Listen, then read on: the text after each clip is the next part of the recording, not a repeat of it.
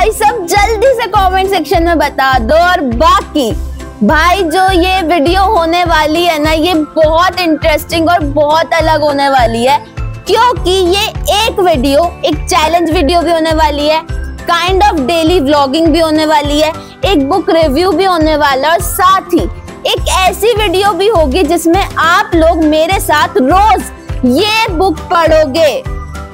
अब आप लोग सोच रहे होंगे कि भाई बोलना क्या चाहती है, तो भाई मैं ये बोलना चाहती हूँ कि हुआ कुछ ऐसा कि अभी मैं शाम को पता है टेरेस पर आई थी और बस बैठी थी और मैंने ये बुक पढ़ना स्टार्ट ही किया था। ये है deep work by Carl Newport. तो मैंने बस इसके 10 पेज पढ़े और मुझे ऐसा लगा कि यार बुक बहुत अच्छी है, बहुत इंटरेस्टिंग है, इसका रिव्यू डालूंगी चैनल पे।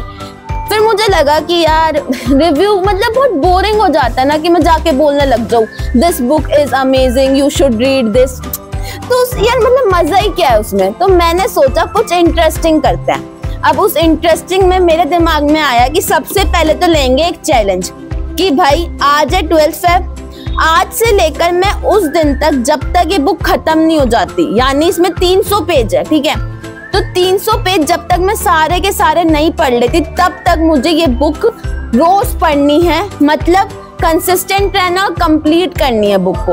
अब कंसिस्टेंसी का मतलब ये है कि मैं चाहे एक दिन में 10 पेज पढूं, चाहे 20 पढूं, चाहे 30 पढूं, वो मेरी मर्जी, वो मेरा इंटरेस्ट, लेकिन पढ़ना जरूर है। अब मैंने ये चैलेंज लिया है तो उसमें आप लोगों को भी कोई फायदा होना चाहिए, आप लोगों को भी कुछ इंटरेस्ट आना चाहिए।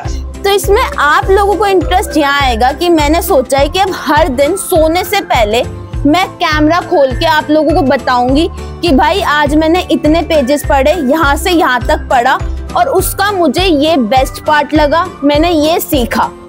तो समझ रहे हो कि एक तरह से मैं आपको पूरी बुक का रिव्यू नहीं दूंगी बल्कि पार्ट्स में कि भाई 1 to 10 पेज नंबर में ये बताया गया और ये बेस्ट पार्ट है, 10 to 20 में ये बताया गया ये बेस्ट पार्ट है।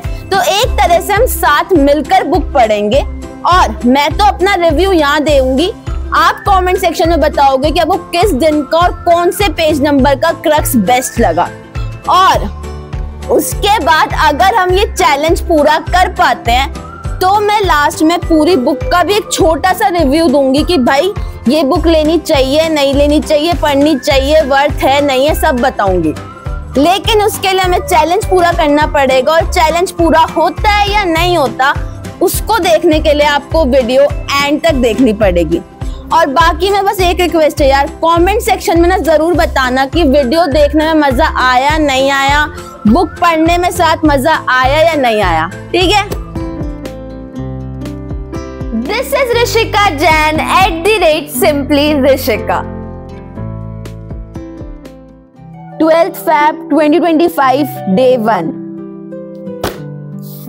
तो भाइयों आज मैंने पढ़े हैं इसके 1 to 20 पेज, मतलब शुरू के 20 पेज ही पढ़े हैं बस। तो एक इंट्रोडक्शन पार्ट ही पूरा हुआ है। पर भाई जहां मैं बोल रही हूँ ना सिर्फ इंट्रोडक्शन, तो वो सिर्फ इंट्रोडक्शन नहीं है। मतलब मेरे चेहरे की खुशी देख रहे हो, मैं कोई स्पॉन्सर तो कर नहीं रही यार ये बुक को। मतलब लिटरली इतना अमेजिंग इंट्रोडक्शन यार, इतना अमेजिंग कि मतलब शुरू के 20 पन्नों में deep work, hypothesis, shallow work, knowledge work जैसे कॉन्सेप्ट्स को समझाया गया है। और जहां मैं बोल रही हूँ ना समझाया गया है, वहां उसका मतलब ये नहीं कि डेफिनेशन दे दी, एक्सप्लेन कर दिया, नहीं। मतलब कार्ल जंग, जेसन बेन और बिल गेट्स जैसे लोगों के लाइव एक्सपीरियंसेस, उनका इंटरव्यू लेके बकायदा उनका ओपिनियन डाला गया है और प्रूफ किया गया है कि भाई डीप वर्क कितना जरूरी है, डीप वर्क की इंपॉर्टेंस क्या है आज के टाइम पे। और सबसे अमेजिंग चीज मुझे ये लगी कि इन 20 पन्नों में ये बताया गया कि कैसे आज के टाइम पर भी आपको सिर्फ हफ्ते में 5 दिन काम करना है और एक दिन में सिर्फ 4 से 5 घंटे देने हैं और आप पूरी दुनिया को पीछे छोड़ सकते हो। मतलब मुझे ये समझ आया कि जो हम ये रोज बोलते रहते हैं ना कि यार आज के टाइम पर जॉब्स नहीं है, एआई की वजह से हमें जॉब्स नहीं मिल रही है, या डिग्री का कोई फायदा नहीं है, या यार मैं जो जॉब कर रहा हूँ वो गधों वाली जॉब है, कुछ मतलब नहीं है, रोज 4 की दबानी होती है कंप्यूटर पे, ये सब हम जो बोलते हैं ना उन सब का सिर्फ एक सॉल्यूशन है भाई, डीप वर्क। मतलब ये इंट्रोडक्शन पढ़ के ना, ये 20 पन्ने पढ़कर मैं सिर्फ इतना बोलना चाहूंगी कि a deep life is a good life. 13th Feb 2025 Day 2। भाई आज मैंने इस बुक के पढ़ ली है पेज नंबर 20 से पेज नंबर 48 तक, तो मतलब एक तरह से चैप्टर 1 पूरा कर लिया है मैंने आज।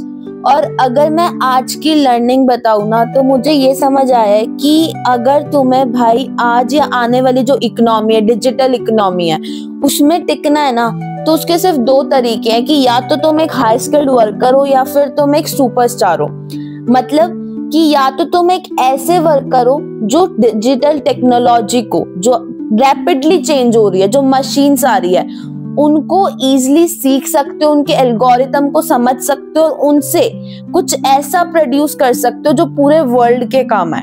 या फिर तुम एक सुपरस्टार हो अपनी फील्ड के, कि तुम अपनी फील्ड में इस लेवल का कुछ प्रोड्यूस कर रहे हो जो आज से पहले किसी और ने नहीं किया। मतलब तुम खतरनाक काम कर रहे हो।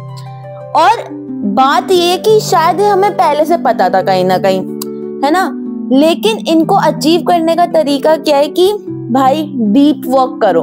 अब डीप वर्क का क्या मतलब है यहाँ पर कि एक दिन में 4 से 5 घंटे मैक्सिमम ऐसे दो अपने काम को जिसमें कोई डिस्ट्रैक्शन ना हो। मतलब कॉन्टिन्यूअस 4 to 5 आवर्स ऐसे रखो कि भाई रूम बंद, बैठ गए एक जगह, कोई डिस्ट्रैक्शन नहीं, 1 मिनट के लिए भी फोन में नोटिफिकेशन चेक नहीं करनी, सीरियसली उस काम को दो। उसे बोलते हैं डीप वर्क। और जब हम ऐसा डीप वर्क करते हैं ना, तो उससे जो मुश्किल चीजें होती हैं, बहुत ज्यादा हार्ड थिंग्स होती हैं, उनको हम इजीली सीख सकते हैं। तो मतलब टाइम बच रहा है हमारा, हम जल्दी सीख रहे हैं रेस्ट ऑफ वर्ल्ड से, तो हम एक तो वहां एक्सेल कर रहे हैं। दूसरा, हम जैसे सीखेंगे ना उसमें क्वालिटी होगी, बिकॉज हमने विदाउट डिस्ट्रैक्शन सीखा है, वो हमें लॉन्ग टर्म के लिए याद रहेगा। और जब आपने उस चीज को सीख लिया, तो सेकंड स्टेप आता है कि उस चीज से आप कुछ प्रोड्यूस करो। तो डीप वर्क से हम 2 चीजें कर सकते हैं। पहला, क्वालिटी तरीके से सीख सकते हैं, चीजों को जल्दी सीख सकते हैं। और दूसरा, कुछ बहुत खतरनाक प्रोड्यूस कर सकते हैं जो पूरे वर्ल्ड के काम आ सकता है। तो भाई अगर मैं आज की लर्निंग को एक लाइन में बोलूं तो I would say deep work is valuable. Valentine's day 2025 day 3। भाई आज मैंने चैप्टर 2 पूरा कर लिया है, जो था पेज नंबर 49 से 72 तक। और ऑनेस्टली बताऊं ना, तो ये चैप्टर पढ़ने के बाद मुझे ये रियलाइज हुआ कि मुझे ऐसा लगा कि कोई मतलब मेरी चीजों को, मेरे दिल की चीजों को एड्रेस कर रहा है। इस चैप्टर में ना बेसिकली अगर मैं बताऊं तो 3 चीजों के बारे में बात की गई है, जिसमें सबसे पहला है प्रिंसिपल ऑफ लीस्ट रेजिस्टेंस, जिसमें बताया गया कि हम अपने डेली लाइफ में ना वो काम को करते हैं जो सबसे इजी होता है। मतलब अगर आप कोई जॉब कर रहे हो तो हम क्या करते हैं, ईमेल चेक कर लिए, जो ईमेल आए हुए हैं पेंडिंग उनको आंसर दे दिया, 4 कलीग्स को आगे ईमेल भेज दिया, या फिर as content creator comments check कर लिए, उनके रिप्लाई कर दिए, डीएम चेक कर लिए, स्टोरी लगा दी।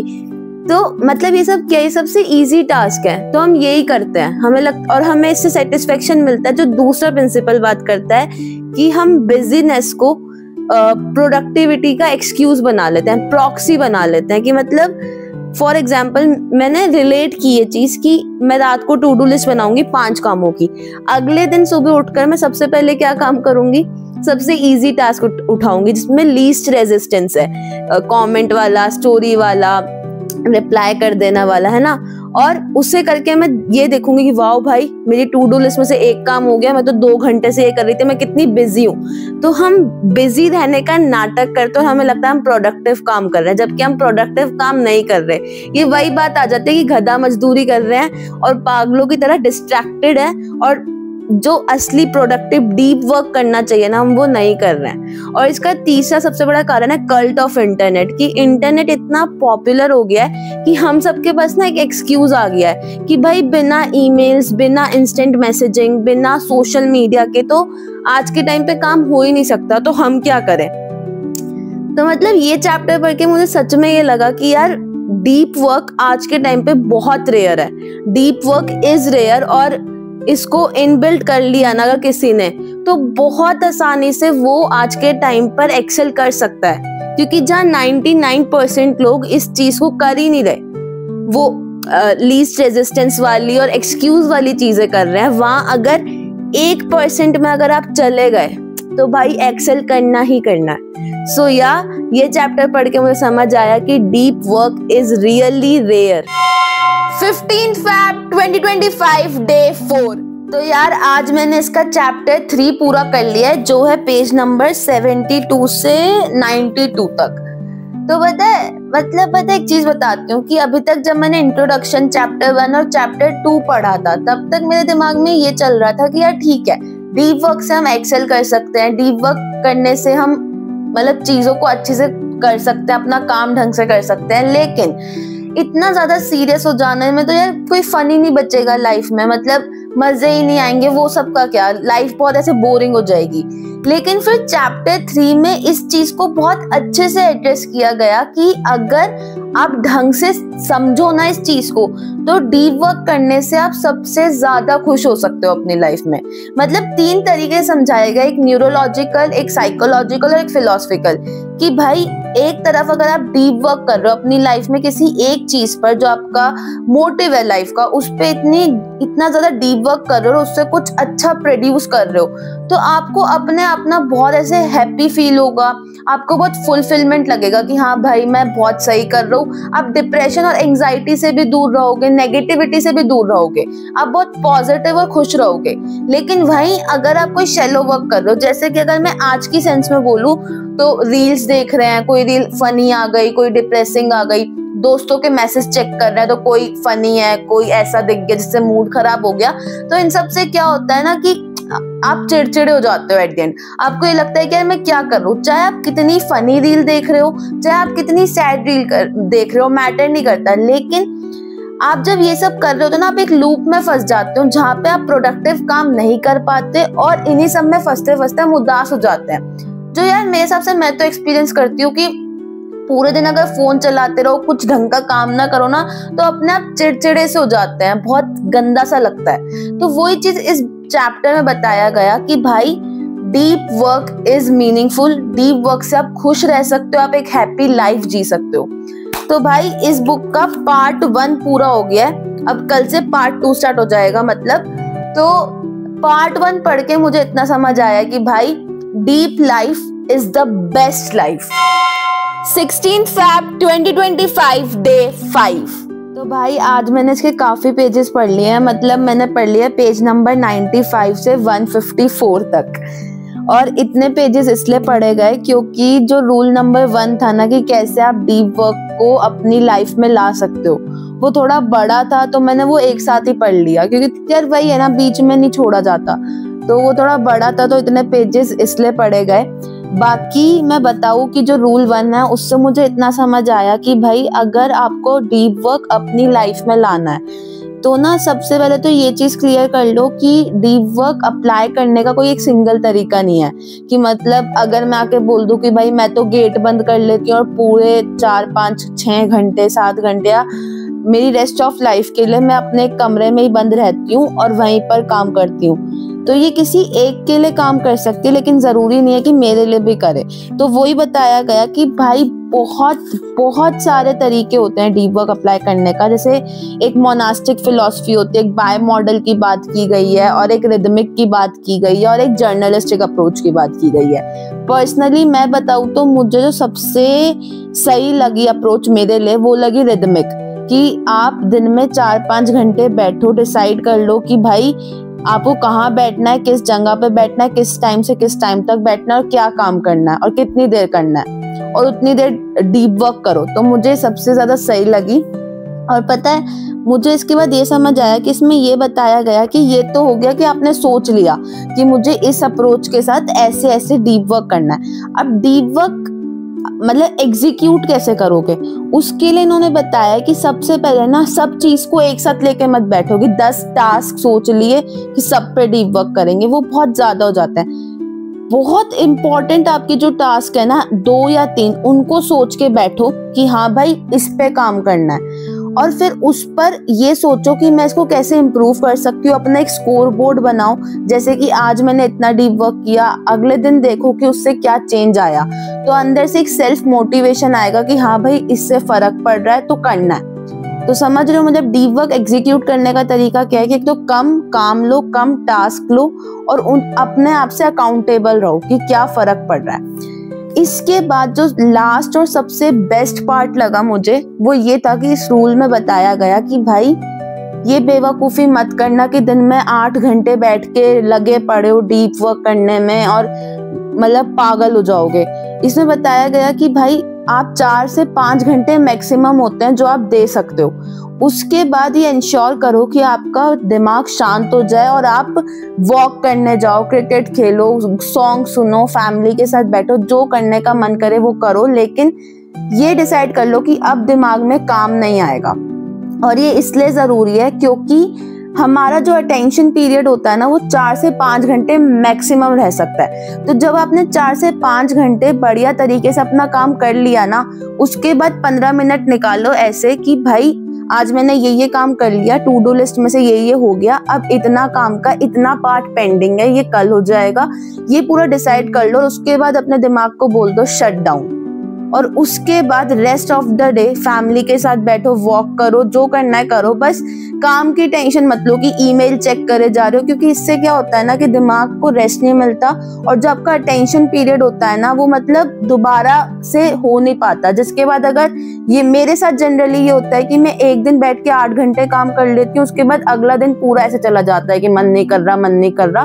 तो इसका बेस्ट सॉल्यूशन है एक दिन में 4 से 5 घंटे दो, बढ़िया तरीके से डीप वर्क करो और उसके बाद दिमाग को आराम करने दो। ये वाला पार्ट काफी बड़ा हो चुका है, मुझे पता है, क्योंकि यार ये था भी बड़ा, मैंने बताया जैसे, लेकिन हाँ बहुत हेल्पफुल था। और मैं यही बोलूंगी कि मुझे इस पार्ट से ये सीखने को मिला कि एक दिन में 4 से 5 घंटे इज मोर देन इनफ अगर तुम दिल से और दिमाग से ढंग से बैठकर सीरियसली काम करो तो। 17 Feb 2025 Day 6। तो यार आज मैंने इसका कि अपने लाइफ में डीप वर्क को कैसे ला सकते हैं उसका रूल 2 पूरा कर लिया है, जो था पेज नंबर 155 से 180 तक। अब भाई इसमें इतनी मतलब प्यारी बात बोली गई। हम सब क्या बोलते हैं कि बोर हो रहे हैं, पर इसमें बताया गया कि हम अपने आप को बोर होने ही नहीं देते। मतलब अगर फॉर इंस्टेंस कि हम कोई लाइन में खड़े हैं, ट्रेवल कर रहे हैं, मेट्रो से कहीं जा रहे हैं, कार से कहीं जा रहे हैं, या फिर नॉर्मली कि आपने कुछ काम किया, आप सोच रहे थे, आपने सोचा चलो थोड़ी देर बाद सोचूंगा, और क्या करते हैं हम एकदम से फोन उठा लेते हैं। मतलब इस बुक में बताया गया कि हम मौका ही नहीं देते हमारे दिमाग को कि वो बोर होए। हम अपने दिमाग को हर टाइम ऑक्यूपाई रखते हैं, स्क्रोलिंग में, ईमेल्स में, मैसेजेस में, रील्स में, हर टाइम ऑक्यूपाई रखते हैं, जिसकी वजह से ना हमारा दिमाग कभी डीपली सोच ही नहीं पाता। तो इसमें बताया गया कि भाई अगर आप नॉर्मली आप बोर हो रहे हो ना, मतलब अगर आपको ये कि आपने ब्रेक लिया है, आप खाली बैठे हो, तो अपने दिमाग को बोर होने दो। उससे क्या होगा ना कि फॉर इंस्टेंस अगर मेरे को कोई वीडियो स्क्रिप्ट लिखनी है, ठीक है, मैंने सोचा चलो थोड़ी देर बात करते हैं, या फिर मैं कहीं लाइन में खड़ी हूँ या वॉक करने गई हूँ कहीं, फॉर इंस्टेंस मैं यहाँ से मंदिर गई हूँ, ठीक है, तो मैं वॉक करके जा रही हूँ, तो इंस्टेड कि मैं गाने सुनते हुए जाऊं और फालतू इधर उधर देखते हुए जाऊं, मैं क्या कर सकती हूँ कि आराम से मैं सोच सकती हूँ कि अच्छा यार ये टॉपिक सही रहेगा, अगर ये टॉपिक लूंगी तो इसकी ऐसे स्क्रिप्ट बन जाएगी। तो मतलब आप अपने दिमाग को सोचने का टाइम दो। इससे क्या होगा ना, आपका दिमाग एक तो नसें खुलेंगी, जो अभी तक कभी बोर हुआ ही नहीं, उसे मौका ही नहीं मिला कि उसे टाइम मिला हो सोचने का, उससे अब वो टाइम मिलेगा, ठीक है। तो आपके दिमाग की नसें खुलेगी, कंसंट्रेशन बढ़ेगा और साथ ही आप डीपली काम कर पाओ, उसकी एक प्रैक्टिस होगी। इसलिए भाई रूल 2 बताता है कि प्लीज अपने दिमाग को बोर होने दो। 18 Feb 2025 Day 7। तो भाई आज मेरा रूल 3 पूरा हो गया है, जो था पेज नंबर 181 से 214 तक। अब अगर रूल 3 की बात करूँ ना, तो देखो रूल 3 में ना बहुत सिंपली एक बात बोली गई है कि भाई अगर आप एक ऐसे इंसान हो जो सोशल मीडिया पर लगा रहता है, और जो कि आज के टाइम पे रियलिटी है मेरे हिसाब से 90 to 95% लोग ऐसे हैं जो अपने फ्री टाइम में, ऑफिस में हर टाइम रील स्क्रॉल करते रहते हैं, यूट्यूब शॉर्ट्स स्क्रॉल करते रहते हैं या कुछ ना कुछ करते रहते हैं सोशल मीडिया पर।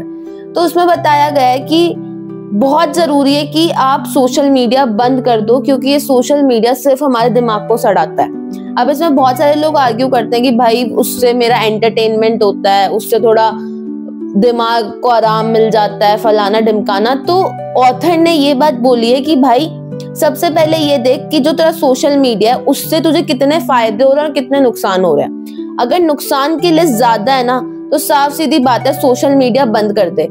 और दूसरा, अगर मतलब कोई मेरे जैसा पर्सन है जो कंटेंट क्रिएटर है, उसको अपने वर्किंग लाइफ में सोशल मीडिया चाहिए, तो साफ सीधी बात यह है कि अगर तुम 8 घंटे काम कर रहे हो तो उस 8 घंटे के बाद जो तुम्हारे पास 16 घंटे बचे, उसमें ये डिसाइड कर लो कि मुझे सोशल मीडिया यूज नहीं करना। क्योंकि आदत क्या होती है, काम खत्म हुआ जैसे ही फोन उठाया रील स्क्रॉल करने लग गए। हम दिमाग को बिल्कुल, वो बोलते हैं ना, रोबोट बना चुके हैं, उसे सोचने का ही टाइम नहीं दे रहे। तो इसलिए बहुत जरूरी है कि सोशल मीडिया को एक्सेस में यूज तो बिल्कुल मत करो, क्योंकि उससे आपके दिमाग की कंसंट्रेशन पावर खत्म हो जाती है। आप डीप वर्क से पास क्या आप बिल्कुल ही दूर हो जाते हो, आप कर ही नहीं पाओगे।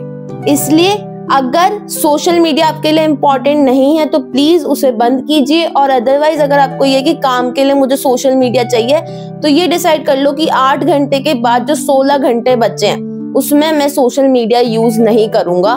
मैं अपने फ्री टाइम में घूमने जाऊंगा, दोस्तों से मिलूंगा, एक बुक पढ़ लूंगा, कोई अच्छी सी मूवी देख लूंगा, लेकिन सोशल मीडिया यूज नहीं करूंगा। और इससे होगा क्या, आपका मूड अच्छा रहेगा, आप रिफ्रेश रहोगे, ज्यादा से ज्यादा प्रोडक्टिव रहोगे, अच्छी नींद आएगी और साथ ही आपकी दिमाग की कंसंट्रेशन और फोकस पावर बढ़ेगी। 19 Feb 2025 डे 8। तो भाई फाइनली हमारा जो लास्ट टॉपिक बचा था रूल 4, वो मैंने पूरा कर लिया है। और उसके बाद ना एक छोटा सा कंक्लूजन था, मतलब वो भी पढ़ लिया है। तो एक तरह से चैलेंज पूरा हो चुका है, बुक पूरी खत्म हो चुकी है। अब सबसे पहले तो यार बहुत ज्यादा खुशी हो रही है मुझे कि फाइनली चैलेंज पूरा हो गया, अच्छे से बुक पढ़ ली और फ्रूटफुल रहा ये चैलेंज। तो अब सबसे पहले तो मैं ये बताती हूँ कि रूल 4 में क्या बताया गया है। तो देखो रूल 4 में ना, अभी तक हम, अगर आपने वीडियो यहाँ तक देखी है तो आपको पता होगा कि हम शुरू से बात कर रहे थे 2 चीजों की, डीप वर्क और शैलो वर्क की, है ना। तो जो रूल 4 है ना, उसमें यही बताया गया है कि भाई कोशिश करो कि तुम अपने पूरे दिन का हर एक मिनट डिसाइड करो कि तुम्हें क्या करना है, क्योंकि उससे सबसे पहली बात वेस्टेज ऑफ टाइम नहीं होगा, है ना। उसके बाद ये डिसाइड करो कि तुम अपने दिन का जो 80% टाइम है ना, वो डीप वर्क में दो। शैलो वर्क को तुम अवॉइड नहीं कर सकते, वो भी पार्ट ऑफ लाइफ है, लेकिन ये कोशिश करो कि शैलो वर्क को तुम कम से कम टाइम दो, ठीक है, क्योंकि उनसे जो रिटर्न मिलने वाला है वो बहुत कम होगा और डीप वर्क से जो रिटर्न मिलेगा वो बहुत ज्यादा होगा। तो एक ये चीज बताई गई। दूसरा ये बताया गया कि तुम जो भी काम करो ना, उसको सोचो कि ये काम कितना जरूरी है, इसे करने में कितना टाइम लगना चाहिए और इससे मुझे कितना रिटर्न मिलेगा, और फिर डिसाइड करो कि उसको कितनी देर देनी है, ठीक है, उसको आज करना इंपॉर्टेंट है या नहीं है। इसके बाद तीसरी जो चीज बताई गई वो ये बताई गई कि अपना ना डिसाइड कर लो कि अगर मैं 11 बजे बैठा हूँ काम करने, तो भाई मैं 6 बजे के बाद काम नहीं करूंगा। जब आपके पास एक फिक्स शेड्यूल होता है ना, तो आपको जल्दी होती है कि अच्छा 4 बज गए, 2 घंटे बचे हैं, जल्दी काम निपटा लूं। तो आप क्या करोगे, आप शैलो वर्क को या तो छोड़ दोगे या फिर आप करोगे तो जल्दी से जल्दी करने की कोशिश करोगे, ताकि आप अपना जो डीप वर्क है उसे 6 बजे से पहले निपटा पाओ। तो ये कुछ तरीके बताए गए हैं जिससे आप शैलो वर्क को कम कर सकते हो, या अवॉइड तो हम नहीं कर सकते, मतलब थोड़ा कम टाइम दे सकते हो, और साथ ही ये कि आप डीप वर्क कर सकते हो। तो ये रूल 4 में बताया गया। और उसके बाद कंक्लूजन था, उसमें ज्यादा कुछ नहीं है।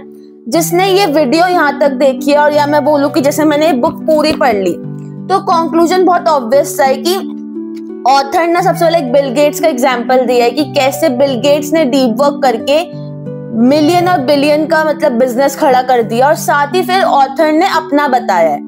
कि उन्होंने डीप वर्क करना कैसे स्टार्ट किया, उसका उन्हें क्या रिजल्ट मिला और अभी भी वो कैसे सोचते हैं कि वो और डीप वर्क कर पाए। तो मतलब कंक्लूजन सिंपल सा ये है, जो शायद अब हम सबको समझ आ रहा है कि डीप वर्क बहुत ज्यादा इंपॉर्टेंट है और दूसरा deep life is the best life. तो भाई हमारा चैलेंज पूरा हो चुका है। 300 पेज की बुक 8 दिन में पूरी कर ली है।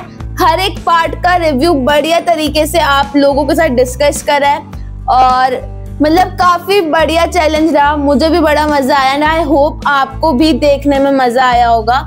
और अगर आप मुझसे पूछोगे ना कि इसका रिव्यू, तो मेरे को लगता है कि अगर आपने वीडियो यहाँ तक देखी है तो आपको खुद समझ आ गया होगा कि इस बुक में क्या क्या है और ये बुक कितनी अच्छी है, इसमें क्या बातें की गई हैं।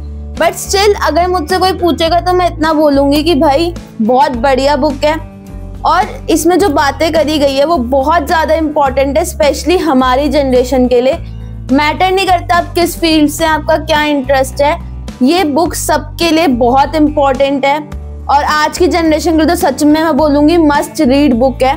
तो अगर आपको लगे कि अगर आपने वीडियो देखी आपको लगे कि हाँ मुझे भी पढ़नी है, तो मैं आप लोगों की हेल्प के लिए इसका इंग्लिश और हिंदी दोनों लैंग्वेजेस में अवेलेबल है।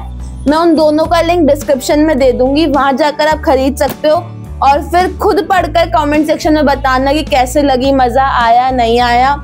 और बाकी भाई ये वीडियो का कॉन्सेप्ट कैसे लगा, कुछ नया ट्राई करने की कोशिश की थी तो मजा आया नहीं आया, इस तरह के बुक रिव्यूज और चाहिए नहीं चाहिए या ऐसे और कोई चैलेंज जो आपके दिमाग में हो तो मुझे कमेंट सेक्शन में बता सकते हो। और बाकी अभी के लिए चैनल को सब्सक्राइब जरूर कर देना, बेल आइकन को हिट कर देना और बाय बाय।